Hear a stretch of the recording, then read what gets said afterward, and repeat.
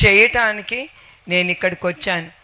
మంచి ఇన్ఫ్లుయెన్స్ నేను చూశాను గనక మీకు గుర్తు చేయటానికి చంద్రబాబు నాయుడు గారి నాయకత్వం అంటే ఏంటి అనేది మీకు గుర్తు చేయటానికి, సో దాట్ మీరందరూ కూడా తిరిగి మీ దగ్గరికి చాలామంది వస్తారు, మిమ్మల్ని రోజు కలుస్తారు. అట్లా మీరు వాళ్ళందరికీ మన రాష్ట్రానికి ఏది ముఖ్యం, అది కూడా చంద్రబాబు నాయుడు గారి నాయకత్వం కింద ఆయన ఏం మంచి చేశారు అనేది మీరు చెప్పగలరని మిమ్మల్ని అందరినీ వాళ్ళ కలుసుకుంటున్నాను. అదే కాదు, మీ అందరికీ తెలుసు చంద్రబాబు నాయుడు గారి నాయకత్వం గురించి. మీరందరూ కళ్ళారా చూశారు.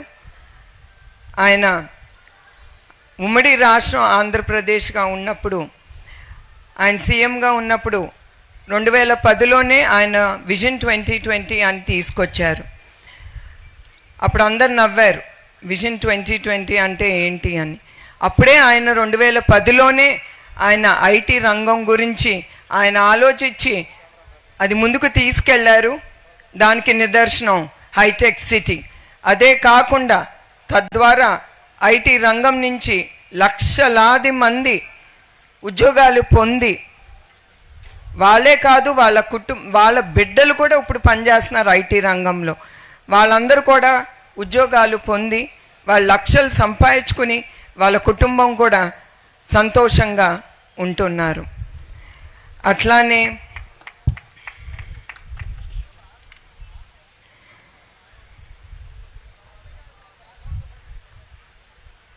ఆంధ్రప్రదేశ్ విభజన అయిన తర్వాత మన కట్టుబట్టలతో బయటికి పంపించారు.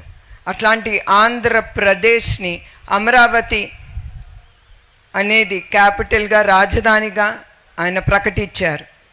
అట్లాంటి సమయంలో మన అన్నదాతల్ని మనం మర్చిపోకూడదు. వాళ్ళందరూ చంద్రబాబు నాయుడు గారి నాయకత్వం నమ్మి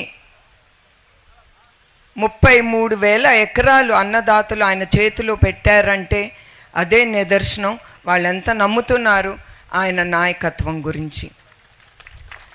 తర్వాత మీ అందరూ చూశారు కూడా, ఇప్పుడు వచ్చిన ఈ ప్రభుత్వం ఎట్లా అన్నదాతల్ని హింసిస్తున్నారో. ఒక స్త్రీ అనేది కూడా ఆలోచించకుండా వాళ్ళందరినీ హింసించటం, జైలుకి పంపించటం, ప్రతి ఒక్కళ్ళ మీద కేసులు పెట్టడం. అయినా కూడా మన అన్నదాతలు, స్త్రీలు, మహిళలు వాళ్ళు ఒక్క అడుగు వెనకైకుంటా ఇప్పుడు కూడా 1600 రోజులైనా కూడా న్యాయం కోసం వాళ్ళు పోరాడుతున్నారు. అట్లా ఈ ప్రభుత్వం 3 రాజధానులని ఒక రాజధాని కూడా తీసుకురాలేదు. అట్లా ఉంది మన ఆంధ్రప్రదేశ్ పరిస్థితి. ఇప్పుడు మన రాజధాని ఏంటంటే ఒక రాజధాని లేని రాష్ట్రంగా మిగిలిపోతున్నాం యావత్ భారతదేశంలో. అది చాలా గొప్ప విషయం, మనం గర్వంగా చెప్పుకోవాలి. అది ఎంత సిగ్గు చేయటం మనకి మీరందరూ ఆలోచించాలి. అదే కాకుండా ఆయన విభజన అయిన తర్వాత ఇప్పుడు కియా మోటార్స్ కానీ, ఐటీ రంగం కానీ, అట్లా చాలా పెద్ద రంగాలు ముందుకొచ్చారంటే ఏమి చూసి వచ్చారు మన ఆంధ్రప్రదేశ్కి అనేది మీరు ప్రతి ఒక్కళ్ళు ఆలోచించాలి.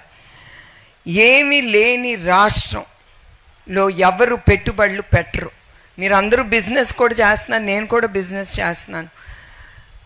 మనం ఒక రాష్ట్రానికి వెళ్దాం, అక్కడ అభివృద్ధి లేదు, అది కూడా విభజన అయిన కొత్తలో మనం తప్పకుండా ఇన్వెస్ట్ చేయం అట్లాంటి రాష్ట్రంలో.